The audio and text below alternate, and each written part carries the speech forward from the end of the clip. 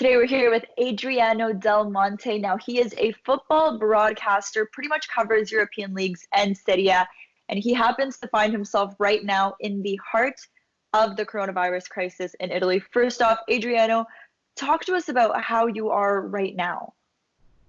Thank you for having me. Well, how I am right now, we're 20 days into the lockdown here in Lombardia, the region in which Milan is based, and obviously a very sad and bizarre experience given the fact that, well, the warning signs were there. We saw what had happened in a couple of other places in the world, but unfortunately 3 weeks on and no real light at the end of the tunnel at this point. Obviously very sad from all walks of life, given the fact that I do work and cover football. That's the last thing from my mind at the present time. But what you've seen in the news with the numbers and everything going around here at this point in time, no sign of it easing at this point.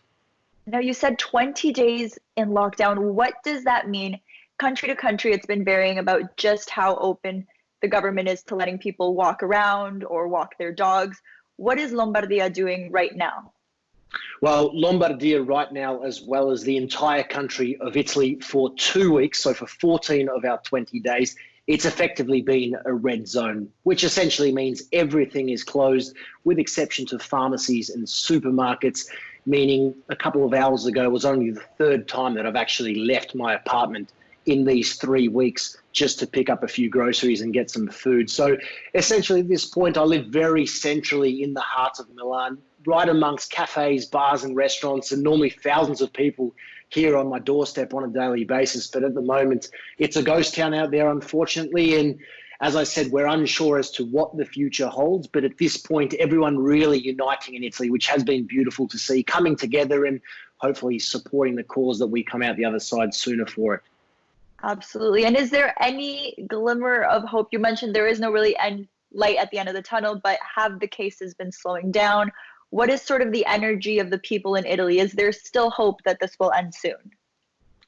Italian people generally always have hope, very positive, very optimistic people. And that certainly has remained in this very difficult time. I'm sure you've seen scenes from Italy, people coming together, singing from their balconies and really uniting on that front, which has been beautiful. But with regards to the numbers and the data that we have access to, the short answer at this point is no. There have been a few days where we've seen some downward trends, which may be positive, but the last 7 days we've had over 600 deaths every day, new cases, and it is at the moment really, as I said, no light at the end of the tunnel, but people still do remain optimistic. What this means going forward at the present time, April the 3rd, was supposed to be the initial end of the lockdown. That's only 1 week away. So we are anticipating that the leaders will officially extend that for at least a couple of weeks in the not too distant future. Absolutely. And that also reflects back to football, back to Serie A, because there was talks initially it would come back in April. Now they're talking May 3rd, might even be too optimistic. But I want to start at the very beginning. When we first started seeing coronavirus affect Serie A, we mentioned we were both at the Rome-Lazio game where the first cases in Rome were starting to come up, but this Atalanta versus Valencia game seems to signal the beginning of the end of Serie A. Were you at that game? What has been talked about in Italy about that moment? Well, I was supposed to be at that match, actually, covering it for another broadcaster, but, well, fortunately, in the end, there were semi-restrictions in place and some warnings suggesting perhaps don't attend that match. So I didn't in the end, and glad I did not. But yes, I'm sure you've seen the reports. They have been very consistent in recent days right around the world that Atalanta-Valencia clash was a catalyst. Now, we have to be careful. Obviously, 50,000 people coming together is not great, particularly at that point in time. However, it is also the weeks that followed. Now, keep in mind, that was the first leg of the round of 16 Champions League clash, which was mid-February.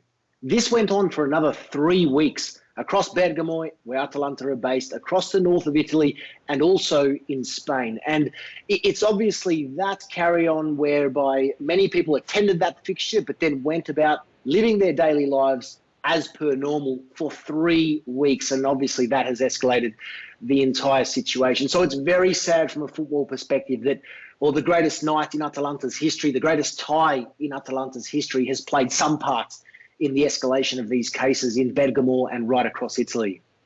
Absolutely. And it does reflect a lot back into the cities. Italy's soccer, I find, just defines every single city individually. And the same thing happens in North America with a lot of different sports. I'm curious because here in Canada, no one really took this seriously until the first NBA player got the virus, until the NBA shut down. Nobody believed that this was an actual threat.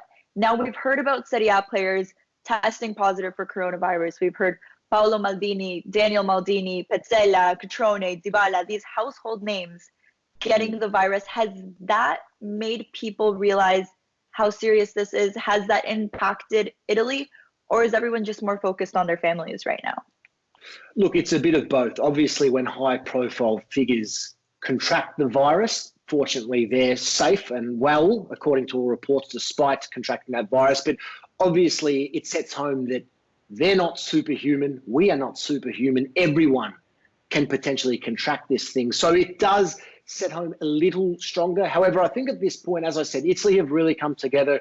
Look, it's a country of 60 million people. Of course, there are still going to be some that, unfortunately, for whatever reason, still disregard the rules and restrictions. But again, the point being that Italy, when this hit us, particularly here in the north where there are the most cases, we didn't have too much data and information to go off. China, South Korea, and Iran before that were the countries that had really been dealing with the situation. So we felt we were very new to this. It's the other countries now around the world where it is becoming a little more significant, and they are ramping up their precautionary measures where we really are encouraging people, and I certainly have via social media, just act now, really be proactive now. Don't be reactive and await the same number of cases that we have here, because look, 20 days and no light at the end of the tunnel for me, as I said, you do not want to be in this position. It is not fun being locked in your apartment or your home, even with your loved ones, for this amount of time. So yes, the Serie A players who have contracted it has sent,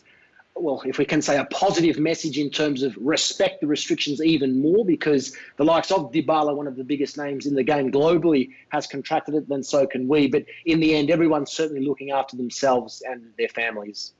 Mm-hmm. And there's been a lot of talk as well for Serie A about different potential endings. You know, there was the talk of the playoffs bracket. There was talk of perhaps just canceling the season and restarting from zero next season. What do the fans in Italy want? Have you been able to talk to different people, different, executives or people that are involved in Serie A? What is the best case scenario that people can expect for Serie A?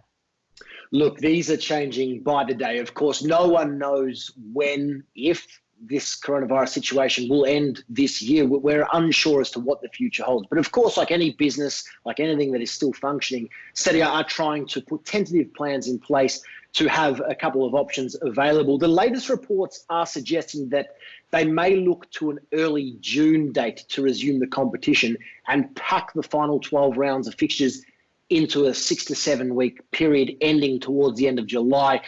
The only issue there is, well, what happens with UEFA competitions? What happens with the Champions League? What happens with the Europa League? We know, of course, Euro 2020 has been postponed till next year. But look, at this point, I think that is I'm not going to say a logical solution because, again, we're unsure as to when this will end, when the lockdown will end. But at this point, I do feel that the best case scenario for Serie A is to resume football perhaps in late May, early June. There won't be any fans. There is absolutely no chance of that whatsoever. Experts here have come out and said maybe there won't be fans in stadiums for the remainder of 2020 in any sport. So that won't be an option. But I think in terms of potentially finishing the campaign, a June date to resume, 12 rounds in 6 weeks, and that's the only option. Has training resumed? Because there was a lot of talk of Napoli, Lazio, different teams wanting to get back out on the pitch. And then you had the Brescia and the Torinos that were completely opposed. Have any teams actually started training, or are all players on lockdown still? All players on lockdown still. Cagliari were the other club that wanted to resume training as well. Look, it sends the wrong message first and foremost, but on top of that, even if the players, the squad members are all tested and are negative and are clear and healthy, you don't know who they are dealing with on a day-to-day basis. There are staff. There are a number of people that make up a club. It is just not the squad, the 23 players in the squad. So this is a very dangerous one. And obviously there have been some clubs who have been strongly opposed against that. And take Juventus as a good example.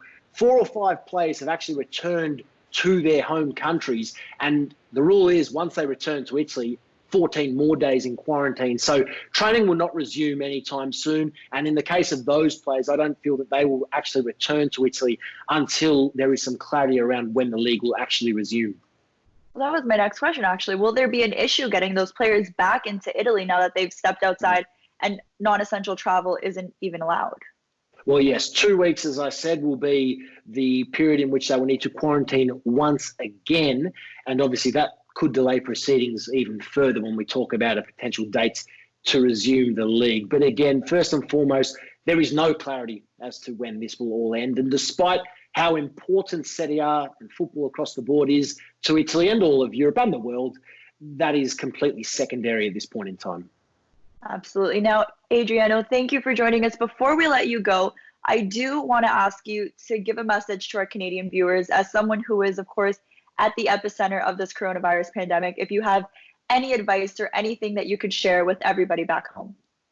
I have plenty of advice. I've lived it for 20 days. But the simple message for me in this time more so than ever is take a leaf out of our book. Do not make the same mistakes that we made. And in doing so, really respect the restrictions that have been enforced. My message to my family and friends where I'm from in Australia has been simply treat this whole situation as if you have the illness as well, because you don't need to show symptoms to actually have the illness. But if you did know that you had the illness and you were a potential danger to your friends, your family, and all of your loved ones, you would definitely respect the measures that were in place. So look after yourself first and foremost, but of course look after each other. And hopefully we're back on the pitch playing some football and enjoying day-to-day life very soon.